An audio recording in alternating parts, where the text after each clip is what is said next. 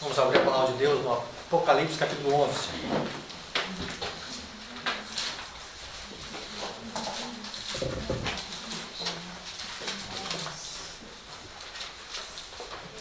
Aqui fala da sétima e última trombeta.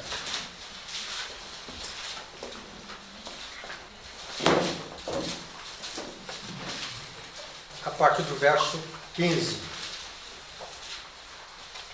Então, Apocalipse, aqui fala do sétimo anjo. O sétimo anjo tocou a trombeta e houve no céu grandes vozes dizendo: o reino do mundo se tornou de nosso Senhor e do seu Cristo, e ele reinará pelos séculos dos séculos. A sétima trombeta, ela aponta para a vinda de Cristo. Quando nós olhamos os 7 selos também, o sétimo aponta para a vinda de Cristo. Quando nós olhamos para a sétima praga, também aponta para a vinda de Cristo. E cada um traz um detalhe acerca daquilo que acontece no céu e daquilo que provoca uma reação na terra. Aqui está dizendo que o reino do Senhor, o reino do mundo se tornou de nosso Senhor e do seu Cristo, e ele reinará pelos séculos dos séculos. Aparentemente nós não conseguimos encontrar aqui alguma definição, mas quando nós olhamos o verso 16, e os 24 anciãos que se encontram assentados no seu trono, diante de Deus, prostraram-se sobre o seu rosto e adoraram a Deus, dizendo: graças te damos, Senhor Deus, Todo-Poderoso, que és e que eras, porque assumiste o teu grande poder e passaste a reinar. Quando nós olhamos Daniel no capítulo 7, lá fala o seguinte: foram postos uns tronos. Ora, se foram postos uns tronos, evidente que ali estavam assentos, e a grande pergunta é: quem são aqueles que assentam nesses tronos de Daniel capítulo 7, que é uma visão do início do juízo investigativo. Quando nós olhamos os versos 13 e 14 do capítulo 7 de Daniel, nós vamos encontrar que Cristo, ele entra e ele comparece perante o ancião de dias. É interessante que é a única referência que se faz sobre o ancião de dias é Daniel 7. Ali é Deus o Pai. Então Cristo, ele adentra o lugar santíssimo do santuário celestial, ele comparece perante o ancião de dias, e ali fala do trono do ancião de dias, rodas de fogo, ali fala de um rio de fogo que emanava e saía diante dele, e ali fala que milhares e milhares o serviam, a hoste angelical, e ele fala: abriram-se os livros e assentou-se no tribunal. Ou seja, começa o juízo investigativo. E assim que terminar o juízo, que for definido quem são aqueles que compõem o reino, aí sim, Cristo, ele recebe do Pai o reino. E quando nós olhamos aqui os 24 anciãos que se encontram sentados no seu trono, eles agora vão prostrar-se sobre o seu rosto, e eles agora vão fazer uma adoração a Deus. E naquilo que eles estão adorando a Deus, eles vão dizer: passaste a reinar.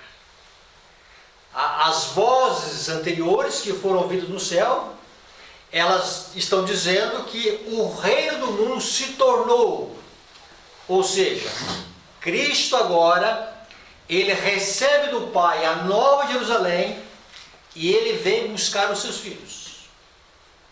Esse período que Cristo, então, ele termina o juízo investigativo, e esse tempo que podemos chamar um tempo de demora ou um tempo de angústia, é o tempo então aqui que o céu está clamando, louvando a Deus, porque o reino do mundo se tornou de nosso Senhor Jesus, do Senhor e do seu Cristo, e Ele reinará pelos séculos dos séculos. E aí os 24 anciãos que estavam sentados, eles vão adorar a Deus, dizendo que graças te damos, Senhor Deus Todo-Poderoso, que és e que eras, porque assumiste o teu grande poder e passaste a reinar. E agora, preste bem na descrição que segue na fala dos 24 anciãos. Na verdade, as nações se enfureceram, chegou, porém, a tua ira, e o tempo determinado para serem julgados mortos, para se dar o galardão ao teu servo, os profetas, aos santos e aos que temem o teu nome, tanto aos pequenos como aos grandes, e para destruíres os que destroem a terra. Então aqui tem uma série de acontecimentos que na fala dos 24 anciãos eles falam sobre a ira das nações. Eles falam também que chegou, porém, a tua ira, a ira de Deus. Então, uma coisa é a ira das nações, a ira dos povos. Outra coisa é a ira de Deus. E aqui fala o tempo determinado para julgar os mortos, ou seja, o milênio. Nós vamos ver que a serva do Senhor ela vai trabalhar e ela vai entender isso aqui da seguinte forma: vi que a ira das nações, a ira de Deus e o tempo de julgar os mortos eram acontecimentos separados, distintos, seguindo-se um ao outro. Nós temos que mentalizar essas coisas: a ira das nações, a ira de Deus, o tempo determinado para julgar os mortos e Deus vindo buscar os seus. Mas ela vai dizer o seguinte: as nações estão se irando agora. Então nós temos que ter uma visão do nosso mundo do agora. Então existe um momento em que a sétima trombeta é soada, é o momento em que termina o juízo no céu, passa desapercebido aqui na terra, mas no céu há grande voz dizendo que agora o reino se tornou do nosso Senhor Jesus Cristo. E os 24 anciãos estão dizendo que passaste a reinar. E agora o que nós podemos entender? Quando o nosso sumo sacerdote concluir sua obra no santuário, ele se levantará, envergará as vestes de vingança, e então as 7 últimas pragas serão derramadas. E aqui nós precisamos entender algumas coisas, nós entendermos alguns textos da irmã White. Alguns termos que nós usamos e devem ser usados muito na igreja: mediação, intercessão, expiação e propiciação. Você conseguiria definir essas 4 coisas? Essas 4 coisas são importantíssimas para nós entendermos a obra que acontece no santuário, o ministério do nosso sumo sacerdote Jesus e aquilo que ocorre hoje ao nosso favor. Quando se fala de mediação ou mediador, se fala que o pecado ele faz uma separação entre nós e o nosso Deus. É interessante que o mundo religioso, e às vezes até nós, mentalizamos a cruz do Calvário como sendo o centro da obra de redenção. Mas nós temos que entender a cruz do Calvário a partir do santuário.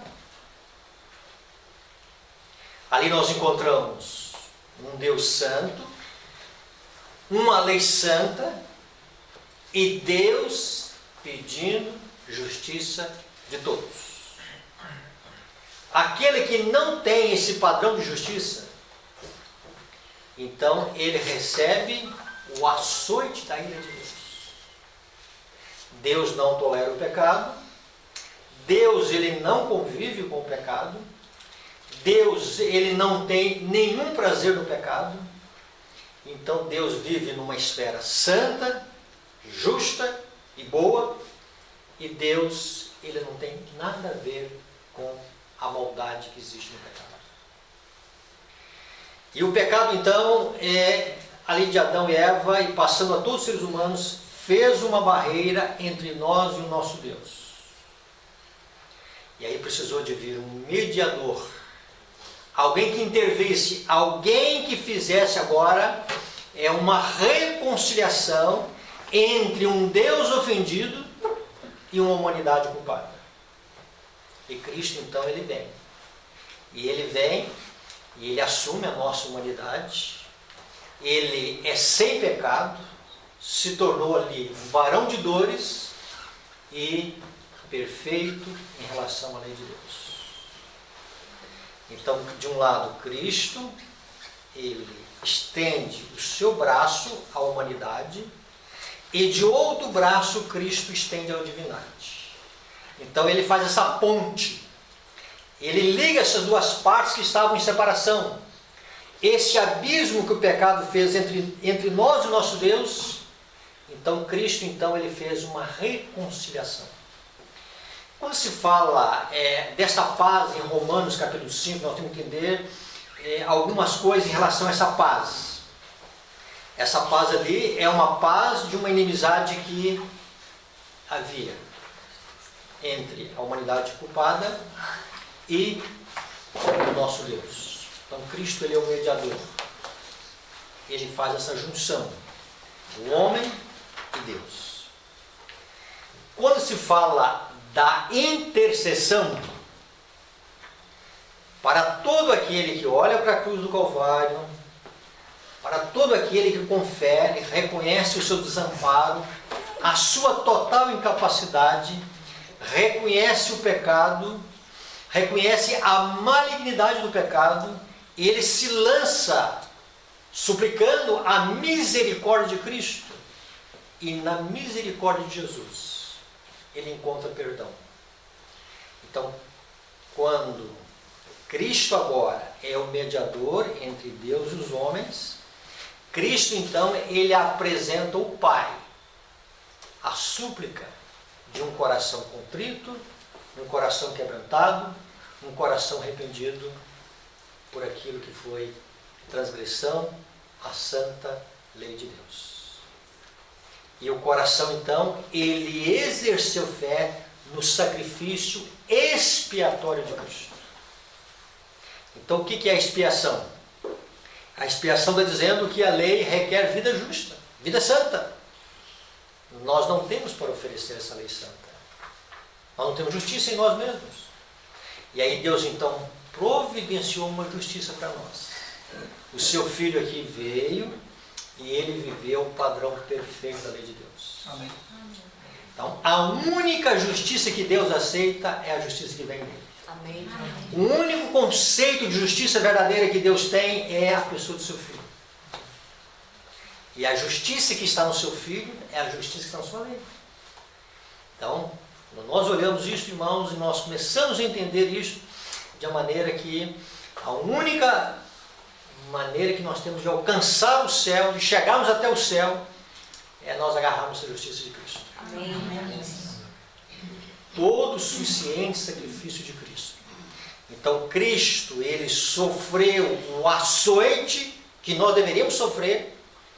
Ele recebeu as chicotadas que nós deveríamos receber em relação ao pecado. Cristo, ele se tornou maldição por causa de nós, quando ele se torna o nosso portador de pecados. E aí, quando então nós lançamos mão daquilo que Deus coloca em nossa vida, da misericórdia que é ofertada para nós, e nós recorremos a Cristo, e aí Cristo intercede junto ao Pai. Então, mistura-se a súplica do pecador arrependido com o rogo de Cristo diante do Pai, suplicando misericórdia, perdão para aquele que está arrependido. Então, o que é a expiação? A expiação significa que foi feita A justiça foi satisfeita. A justiça, ela exigia que toda alma que pecasse morreria. Então Cristo recebeu o açoite de Deus e morte. Então ele pagou a penalidade para nós. Ele se tornou o culpado em nosso lugar. E agora nós temos então condições de nós alcançarmos o cancelamento dos nossos pecados no santuário celestial, por causa de um sacrifício expiatório.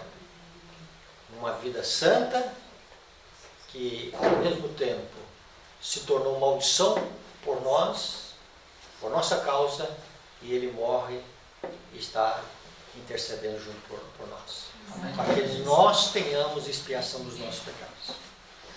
E quando se fala de propiciação pelos nossos pecados, irmãos, nós mentalizamos a Arca da Aliança, nós mentalizamos dentro dela a lei de Deus pedindo justiça, e ali acima da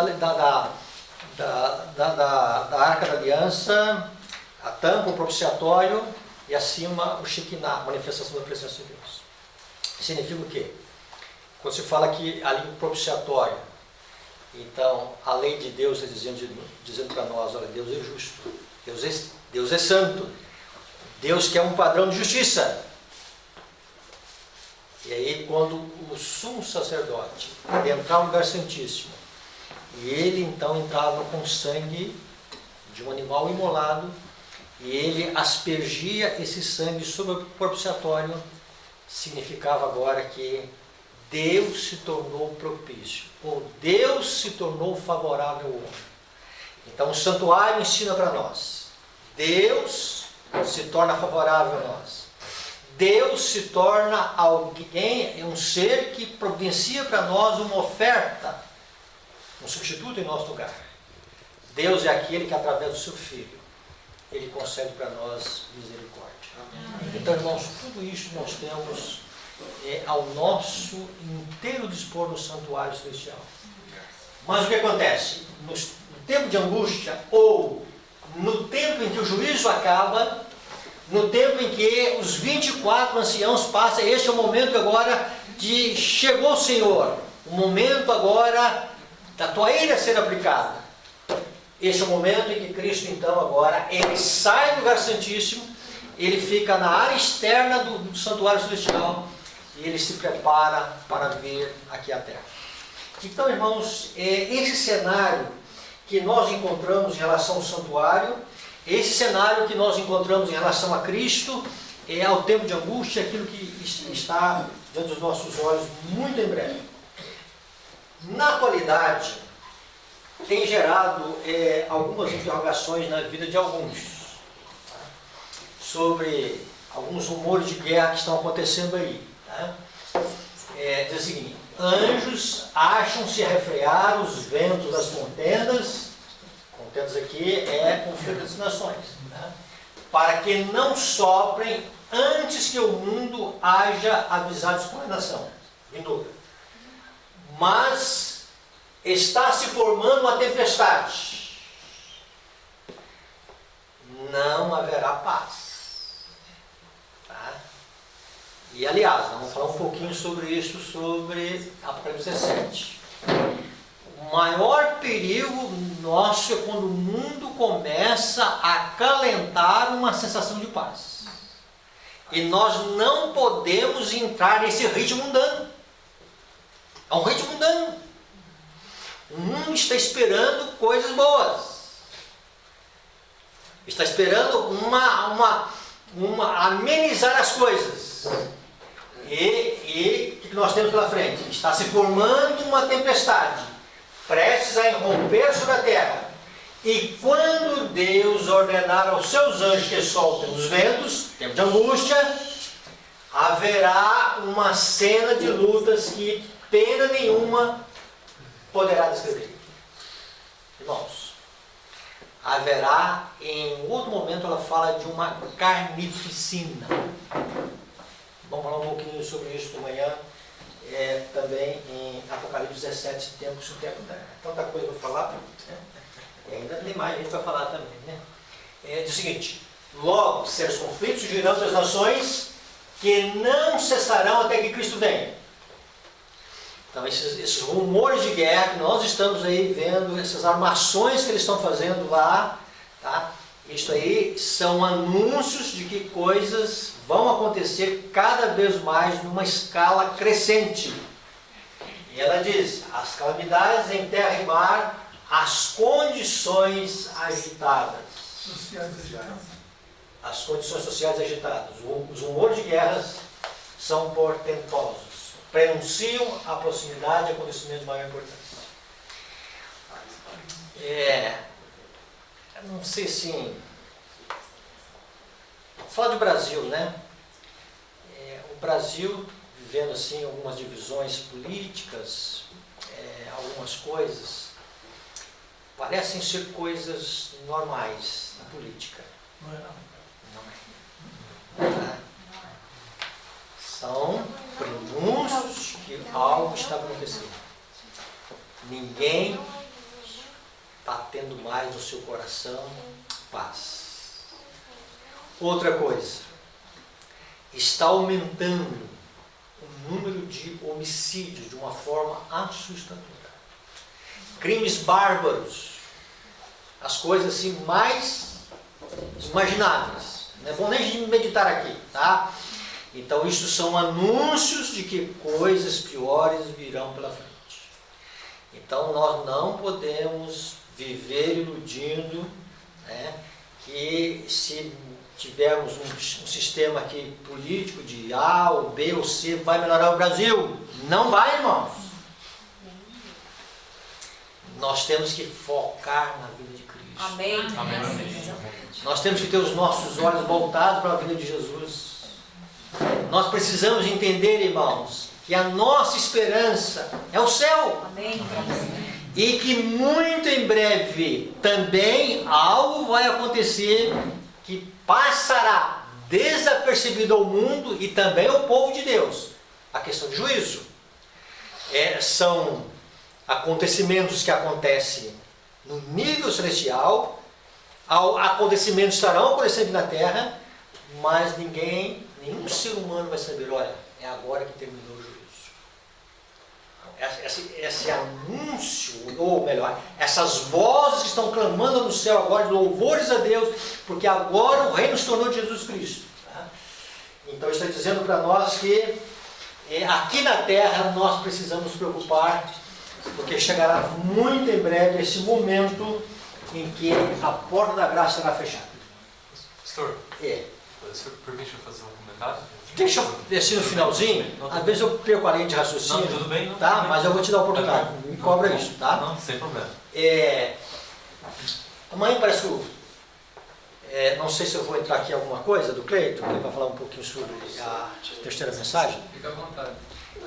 Só vou falar aqui só de um detalhe da terceira mensagem. Vamos só abranger um detalhe da terceira mensagem angélica. Não vamos discutir aqui a terceira mensagem angélica em si, mas sim alguma coisa daquilo que Deus está ameaçando a humanidade. Quando se fala de ameaça, é uma ameaça mesmo, tá? Mas é uma ameaça que Deus faz em cima também de uma oferta de misericórdia que Ele oferece. Eu sempre trabalho dessa maneira.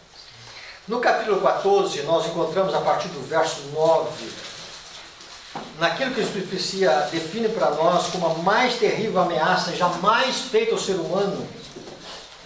Então veja bem, verso 9, capítulo 14. Seguiu-se a esses outro anjo, terceiro, dizendo em grande voz: se alguém adora a besta e a sua imagem e recebe a sua marca na fronte ou sobre a mão, também este beberá o quê? Do vinho Da glória de Deus, preparado sem mistura do cálice da sua ira. Agora aqui vamos mentalizar um cálice, um recipiente para servir bebidas. E vamos colocar aqui que uma das bebidas mais acentuadas que se oferece ao longo da palavra de Deus no cálice é o vinho.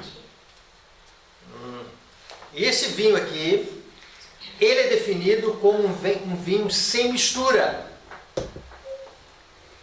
E interessante que diz que e será atormentado com fogo e enxofre diante dos santos anjos e na presença do Cordeiro. Então, duas ameaças. Uma, beber do vinho da ira de Deus. E nesse beber do vinho da ira de Deus, diz que será atormentado também com fogo e com enxofre. Quando se fala em beber do vinho da ira de Deus, é bem definido para nós. Nós encontramos que esse cálice ele é mencionado em Mateus capítulo 26 e o verso 27. Deixa eu ver se confirmando com os irmãos aqui, tá? Mateus capítulo 26 e o verso 27.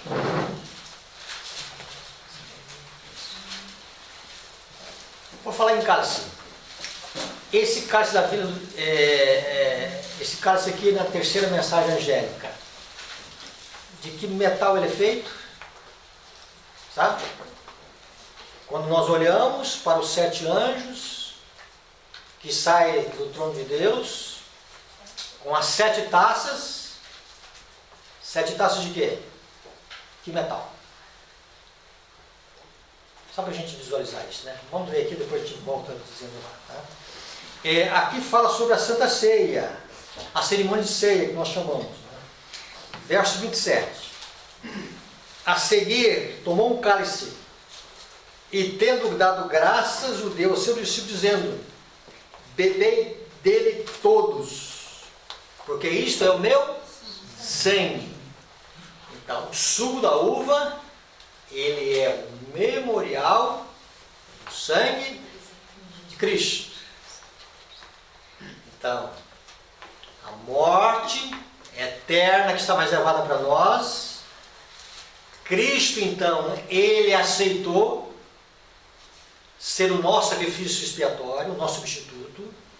Ele aceitou receber a culpa que nós temos. E essa culpa é transferida para Cristo. E quando nós olhamos que Cristo, ele deu o seu sangue, ele deu a sua vida para a remissão dos nossos pecados. Para que os nossos pecados sejam extirpados do santuário celestial. Eles sejam lançados, essa expressão remissão, lançado fora do santuário celestial. Então foi para isso que Deus deu esse vinho para nós, irmãos. Então, quando nós olhamos as 7 taças de ouro que nós encontramos lá em Apocalipse 15, o ouro é um símbolo do amor de Deus. E a uva então foi esmagada, foi ali, Jesus foi moído pelas nossas iniquidades, e Deus exprimiu o seu amor numa oferta de misericórdia para nós. Então, quando Deus agora está ameaçando dar, vamos dizer assim, o cálice da sua ira, são para aqueles que rejeitam, ou rejeitarão, por completo, o ministério expiatório de Cristo Jesus. Então, quando se fala, irmãos, das pragas finais, quando se fala, então, do juízo de Deus no momento final, da ira de Deus, e quando se fala da ira de Deus, não pense uma ira como nós, seres humanos, temos, um desequilíbrio emocional que nós temos. É uma reação da santidade de Deus. Deus não suporta o pecado.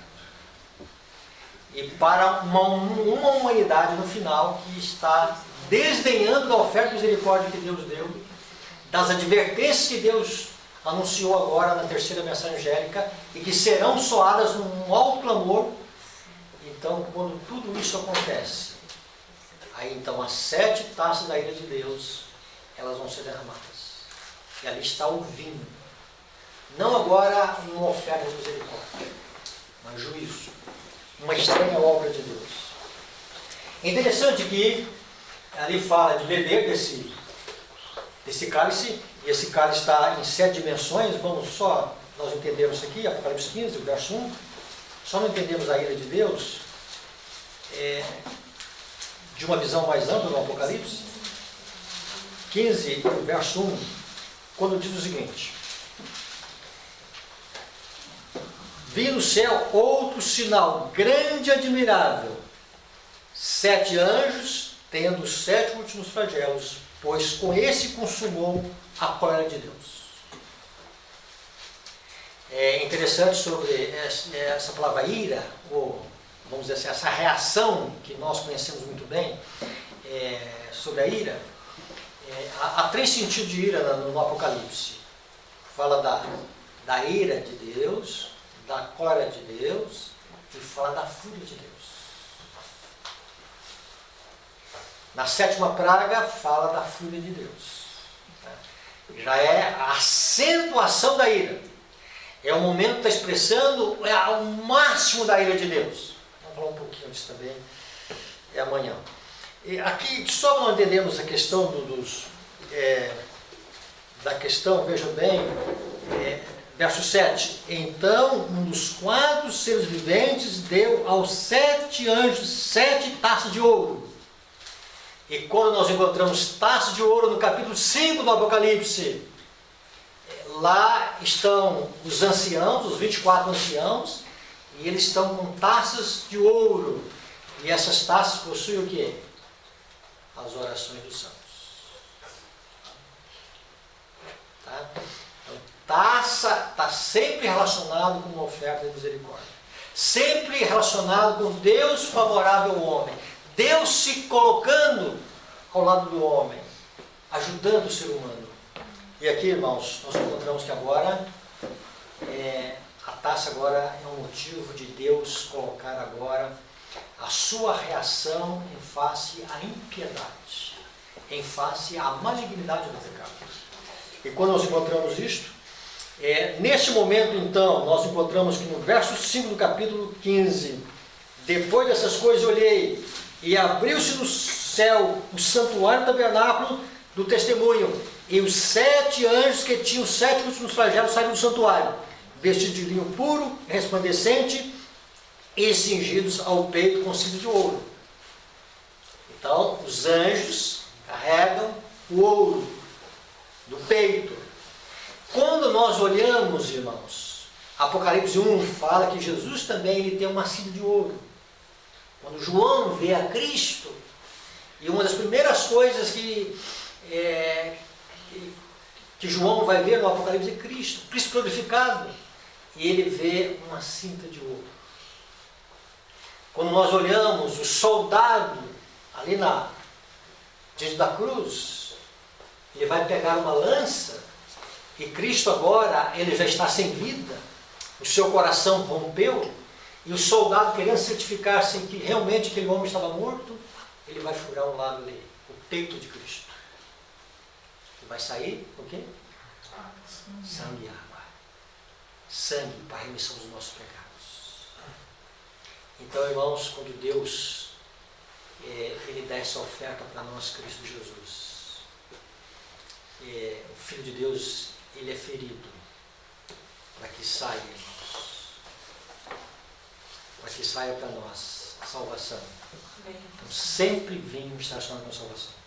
E quando esses 7 anjos agora, eles estão saindo, abriu-se um santuário, ou seja, enquanto Cristo estava como mediador, enquanto Cristo estava entre o homem culposo e Deus, Cristo ainda era o mediador. Ainda poderia, pela graça operante do Espírito Santo na mente, o ser humano arrepender e lançar mão dos méritos de Cristo Jesus. E Cristo então rogar ao Pai perdão para o pecador arrependido. Então agora, quando Cristo então agora ele sai da presença do Pai, é o momento então que os 7 anjos vão sair com as 7 taças de ouro, contendo os 7 flagelos da ira de Deus, sem mistura, sem misericórdia. E aí vejam bem, irmãos, então a primeira parte, todos os adoradores da besta estarão aqui na terra, vão estar sujeitos a beber desse vinho. Interessante que os adoradores da besta eles beberam outro vinho antes. Então, eles vão beber o vinho da imposição de uma meretriz sobre as águas e também eles estarão bebendo o vinho da ira de Deus. Interessante aqui, algumas coisinhas na palavra de Deus, né? Lembra que nós estudamos aqui sobre eu receber a marca da besta, que é na fronte e na mão direita? Está lembrado? Ou na mão direita. Não é as duas coisas. Ou a pessoa vai receber na fronte ou na mão direita. Ela vai receber em dois lugares. Lógico, evidente que um só lugar já é causa de perdição para receber os flagelos de Deus. Mas quando se fala dos flagelos, aqui fala dessa palavrinha petitinha aqui, né? Ele, né? Beberá, ou seja, estará sujeito às 7 últimas pragas aqui na terra. E será atormentado com fogo e enxofre. E ainda no presente diz que não terão o quê? Descanso, nem de dia e nem de noite. Vamos entender um pouquinho aqui sobre esse atormentado com fogo e enxofre? Quando se fala de atormentado com fogo e enxofre, irmãos, o que a gente pensa logo em fogo e enxofre? Sodoma e Gomorra, vejam bem. Então fez o Senhor chover enxofre e fogo da parte do Senhor sobre Sodoma e Gomorra. Esse fogo apagou? Não. Esse fogo não apagou. Esse fogo é eterno. Entendeu? Esse fogo é eterno. Sodoma e Gomorra acabaram, mas o fogo não. Vamos entender isso. Abraão olhou para Sodoma e Gomorra, cedinho, levantou cedinho, antes ele intercedeu, mensageiros celestiais foram lá, ele intercedeu por Ló, seu sobrinho, e depois ele viu lá o quê? Olhou para Sodoma e Gomorra e viu que da terra subia fumaça, como fumarada de uma fornalha. Subindo lá. O que a palavra de Deus está dizendo? Mas no dia em que Ló saiu de Sodoma, choveu do céu fogo e enxofre e destruiu a todos. Assim será no dia em que o Filho do Homem se manifestar. Aquilo é tipológico. Nós estamos estudando a lição há algumas semanas atrás no livro de Gênesis. Aquilo que está acontecendo no livro de Gênesis é tipológico para nós. Sodoma e Gomorra é um tipo de destruição que vai ser semelhante aos últimos dias. Então vamos continuar entendendo isso aqui. Nós entendemos a questão do fogo eterno. Quando se fala da vinda de Cristo, está lá em 2 Tessalonicenses, capítulo 2, o verso 8, nós adiantamos aqui os versos, que são muitos versos, para a gente ser bem objetivo. Então, de fato, se revelará o iníquo a quem o Senhor Jesus matará com o sopro de sua boca e o destruirá pela manifestação de sua vinda. Então, vejam bem, quando Jesus voltar aqui, está dizendo que aquele que é iníquo, aquele que praticando a iniquidade, ele vai ser morto com o sopro da boca de Deus. E o destruirá pela manifestação de sua vinda. Olha o que o dom profético fala. Quando o Senhor fez chover fogo e enxofre para consumir Sodoma e Gomorra, que desolação! Quão facilmente pode o sopro de Deus transformar aquela formosa região num lugar asqueroso? Então o que destruiu Sodoma e Gomorra? O sopro de Deus. E o que é o sopro de Deus? Eterno. Mas o que mais? Sopro de Deus. É a ira dele também?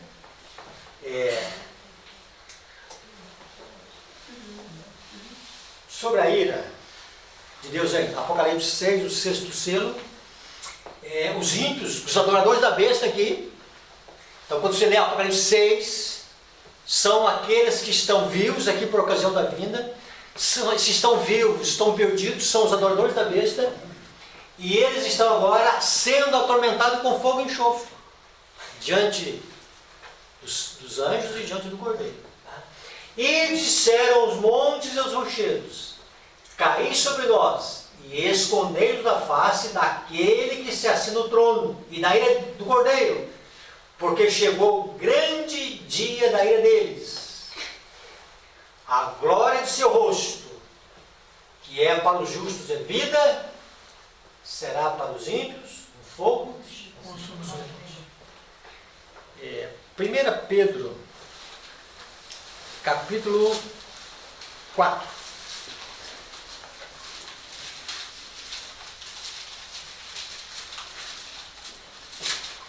Capítulo 4 e o verso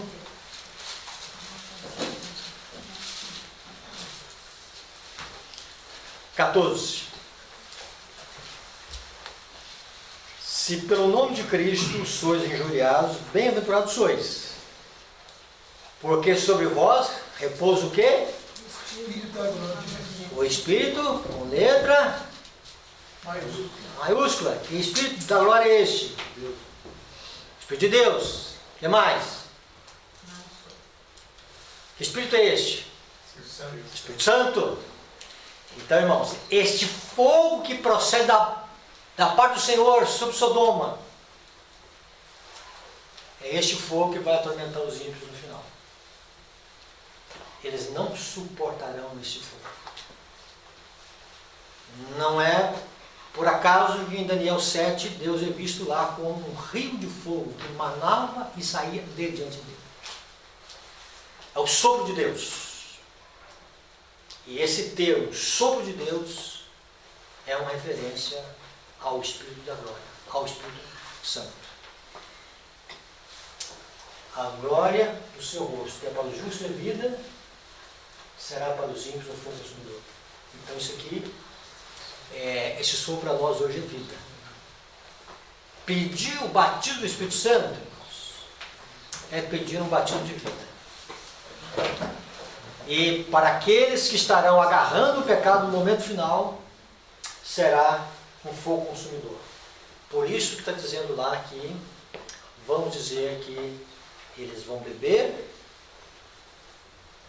do cálice da ira de Deus e serão atormentados com fogo e enxofre. Não suportarão fogo consumidor que procede de Deus. Só não entendemos um pouquinho mais. As três pessoas da divindade, o Pai, e o Filho e o Espírito Santo, vão estar presentes na vida de Cristo. Há um outro detalhe que a serva do Senhor vai dizer para nós, que neste momento ver-se-á que a glória do Pai e a glória do Filho é a mesma coisa. Okay. Algumas coisas que nós não conseguimos entender. Mas vamos adiante. A última parte. Existe um capítulo no livro Meus Escritos, na página 64. Chegando em casa, você vai pegar esse capítulo. Se você não tem o livro, peça emprestado, mas estude esse capítulo. O livro Meus Escritos é um resumo do grande conflito. Quando eu falo do grande conflito, tudo aquilo que foi escrito também, patriarcas e profetas, profetas e reis, Desejado das Nações, Atos dos Apóstolos e o grande conflito. E foi feito inicialmente um resumo de tudo. Quando eu entrei na Igreja Adventista, em 77, eu lembro direitinho como fosse hoje. Esse livro ficou nas minhas mãos. Lógico, evidente, naquele tempo eu não entendia. E mesmo depois de sendo pastor, muita coisa eu não entendia. Só que agora, irmãos, Deus está concedendo luz para nós. Amém. E esses últimos 10 dias, foi tanta luz que Deus se deu. Eu digo, Senhor, é muita misericórdia. O Senhor está abrindo os nossos olhos. O Senhor está dando um entendimento para nós da profecia. Então, coisa que a gente passava assim os olhos por cima, olha o que ela vai dizer. Vai registrar. O tempo está quase terminado. Refletis como deveis a amorável imagem de Jesus. Essa expressão, amorável imagem de Jesus, significa que o povo de Deus vai estar resplandecendo a glória de Deus. Significa que nesse momento foi restaurada a imagem de Deus no homem. Significa que o povo de Deus vai estar agraciado com a presença de Cristo no momento final. E aí vejam bem que ela continua dizendo, foi-me indicada então a terra, o anjo está apresentando a visão para ela, para tudo, mais detalhes ali, na parte, primeiro escrito, página 64, e foi indicada a terra e vi que tinha de haver uma preparação da parte daqueles que nos últimos tempos abraçaram a terceira mensagem angélica. A terceira mensagem angélica começou em 1854 e ela está dizendo agora, no momento final, no momento agora em que as coisas estão para se fechar, aqueles que aceitam a mensagem nos momentos finais precisam fazer uma preparação. E o anjo continua dizendo algumas coisas para ela. Preparai-vos, preparai-vos, preparai-vos. Tereis de experimentar uma morte para o mundo maior do que jamais experimentastes antes. Vi que é uma grande obra a ser feita por eles e pouco tempo para fazer. Irmãos, nós temos uma obra aqui a ser feita. Ela não está falando de pregação do Evangelho aqui. Ela está falando de um preparo de vida. Nesse preparo de vida que ela está dizendo que nós temos pouco tempo para fazer essa obra. Então Deus tem que nos amadurecer com carburento. Rapidamente, nós não temos esse tempo. Nós não vamos ter aqui mais tempo. As coisas estão se fechando. Está dando uma sensação de paz sem máscara, não está? Está dando uma sensação assim que está tudo normal. Irmão, não está. Não está. A coisa não está normal. Está no ar. Pastor, por que muita gente não está enxergando? Por que muita gente não está vendo? É porque a Salucina tem uma resposta. Ela diz que a luz da verdade não atingiu o coração. Se a luz da verdade não atingiu o coração, não vê nada, irmãos. Vamos ter aqui uma prosperidade. Vamos ter aqui uma bonança. Vamos ter aqui dias normais. Não, vai ter uma coisinha aqui. Não, irmãos. Então, veja bem, nós temos pouco tempo para nos preparar. E ali, os detalhes da visão é o seguinte. Ela começa a entender a seriedade das pragas e não cheguei a ver isso em nenhuma outra vez que alguma coisa foi mostrada para ela, mas isso aqui está escrito. Não está escrito aqui nos textos aqui, mas está escrito no capítulo lá, um capítulo pequeno. Ela pediu o anjo que afastasse da visão dela as pragas. Ela não queria ver. Ela não estava suportando a visão dentro dos olhos dela. Tá? Em algum momento, Isaías também ele tem alguma coisa que ele pede a Deus que afaste dos seus olhos a visão, não a visão do capítulo 6. Então ela pedindo, então ela vê a importância do sábado, ela vê a santidade do sábado, ela vê daqueles que estão pisando o sábado hoje, dizendo que o sábado não é isso, o sábado não é aquilo, mas que nessas horas, quando as pragas começarem a cair, eles vão entender a importância do sábado. Tarde demais. Lógico, ela está falando do mundo religioso aí. E aí ela tem uma visão da glória. Então, o anjo mostra para ela a questão das 7 taças, da ira de Deus. Ela pede remoção da visão dos olhos dela. E ela tem a compreensão da importância do sábado. E depois ela é transportada agora para o céu. Em termos da glória do céu. Vamos falar do céu para a glória do céu. E ela via ali anjos cantando, anjos com coroas, depositando as coroas aos pés de Jesus, a alegria, a atmosfera santa do céu, a alegria de pertencer a um ambiente tão puro, tão santo, tão alegre como é o céu.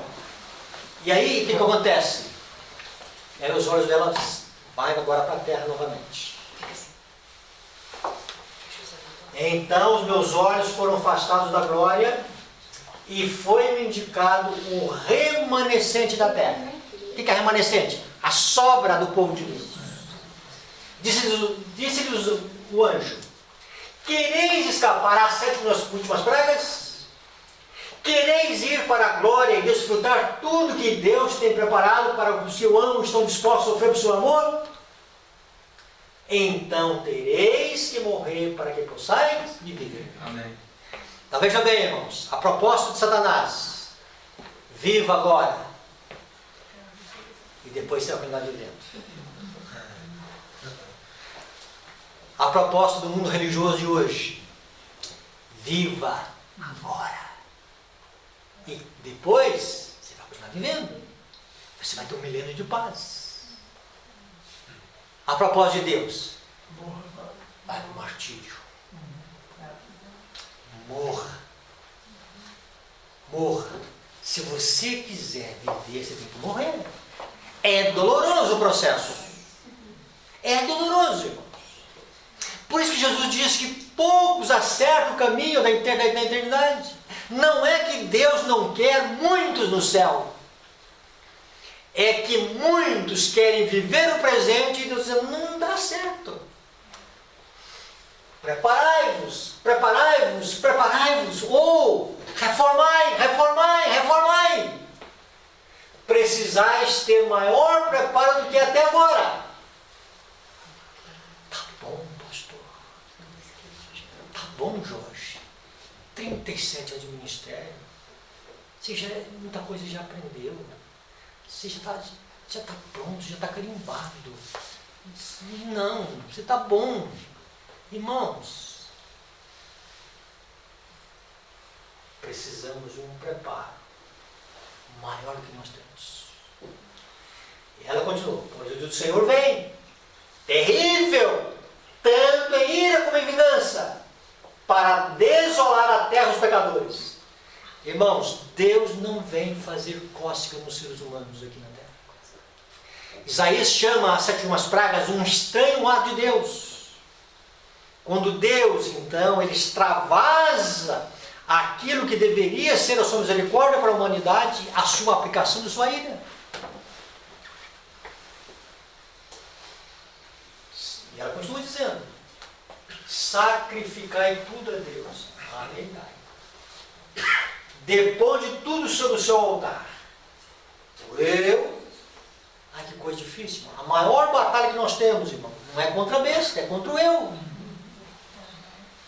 O eu, a propriedade. Senhor, a minha casinha, a única casinha que eu tenho lá, eu vou ter que colocar no altar. Vai.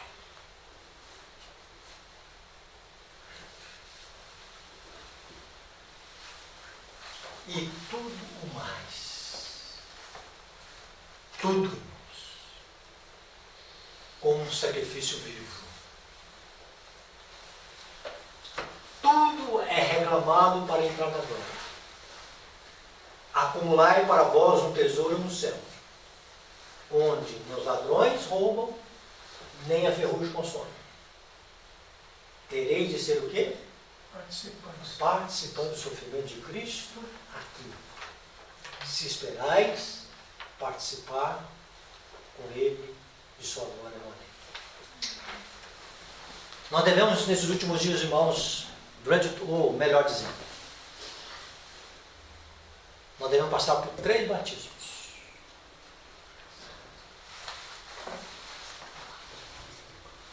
Um batismo nas águas, do Espírito Santo, e um terceiro batismo.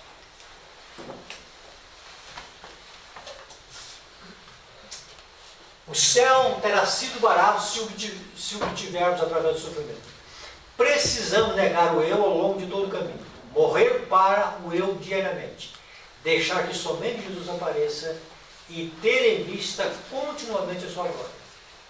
Vi que os que ultimamente, novamente ela têm abraçado a verdade, têm abraçado a mensagem do terceiro anjo, terão que aprender o que é sofrer por amor a Cristo. Ai, Deus. Coitado Jorge, não sofreu nada. Durante 35 anos de ministério, irmãos, algumas coisinhas lá na igreja, um mal-estarzinho. Sofri demais, ai. Não sofreu nada. Não sofreu nada. E aí, vejam bem, provas que serão agudas e cortantes. Nós estamos estudando a lição do trimestre, a fim de que sejam purificados e pelo sofrimento capacitados a receber o selo do Deus vivo. E passar pelo tempo de angústia, ver o Rei em sua formosura e estar na presença de Deus e dos santos anjos todos. Olha, irmãos. É isso aqui. Mais coisas. O terceiro batismo, irmãos, que está ali, Dá para ver, não, mas está repetido, né?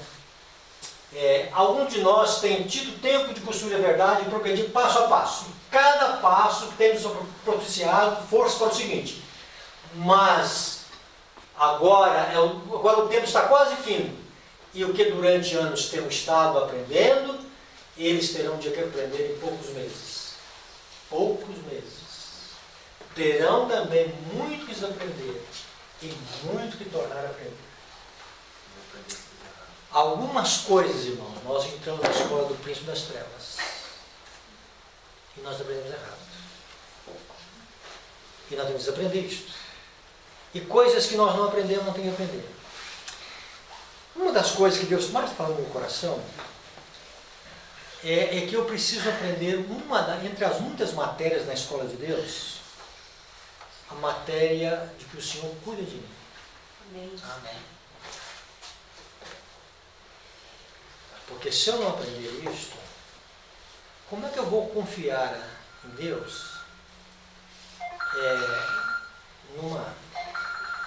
Como eu vou confiar em Deus na hora de que está a crise? Não é assim. Confiar em Deus na hora da crise? Não. Tá? Então nós precisamos entender isso aqui. A última coisa aqui.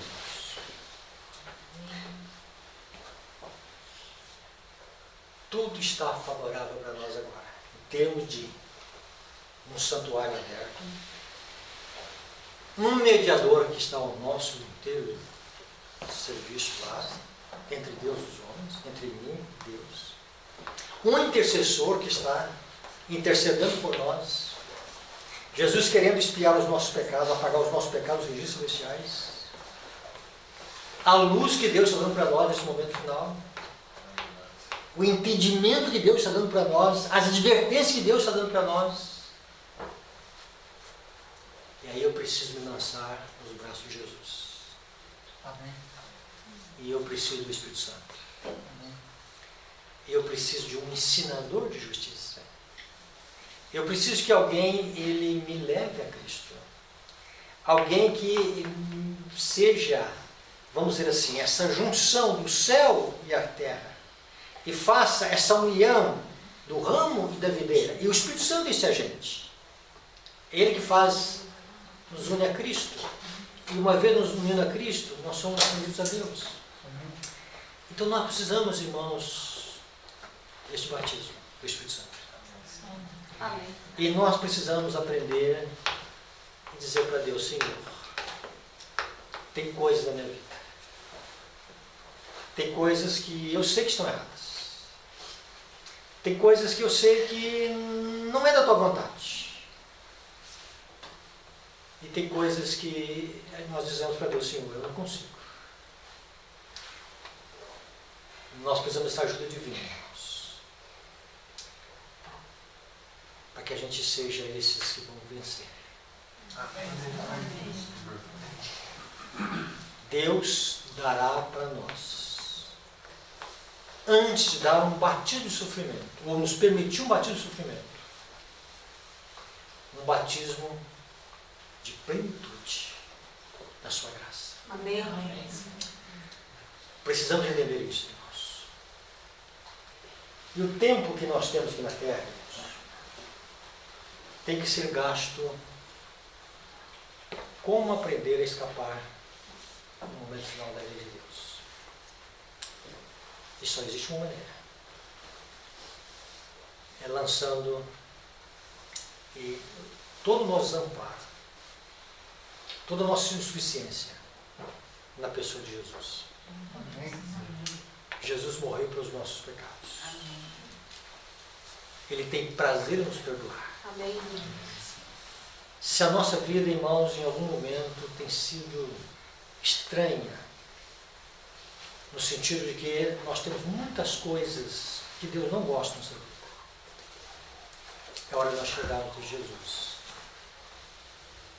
O que tem que ser reformado em mim? Aonde o Senhor quer um grau mais elevado de se preparo? Aonde está dizendo que eu preciso de renunciar mais?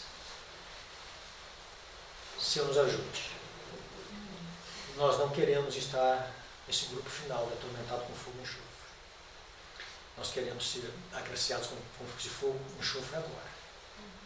Porque esse fogo e enxofre agora só consome o pecado em nossa vida. Porque tem uma graça que não permite que nós sejamos destruídos. Que esse final de semana, irmãos, nós possamos, nos eventos proféticos, entender a nossa dependência de Cristo. A nossa, vamos dizer assim, segurança na pessoa de Cristo. Só nele. E no poder do Espírito Santo. Vamos sair daqui dizendo, Senhor, eu quero me preparar. Eu quero fazer parte desse povo que vai estar refletindo a amorável imagem do Senhor Jesus. Senhor, se for para colocar tudo no teu altar, o Senhor vai me dar a sabedoria, que na hora certa, no momento certo, tudo que o Senhor está pedindo, Senhor.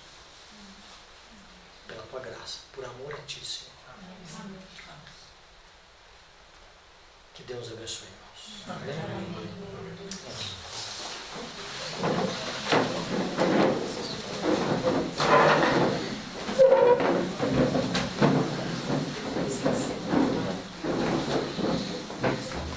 Bondoso Pai, queremos te agradecer, Senhor, por aquilo que o Senhor deixou registrado para nós na tua palavra, no dom profético, e por aquilo que os nossos olhos estão entendendo, Senhor. Precisamos desse preparo, Senhor.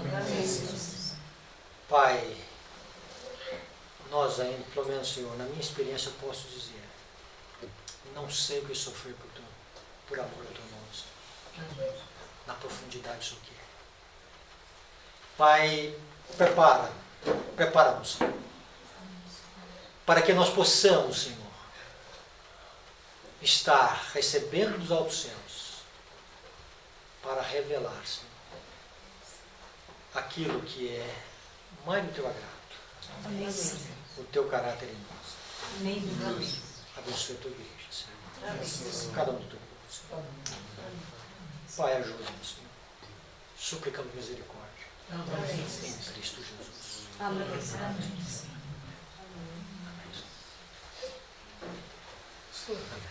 Amém.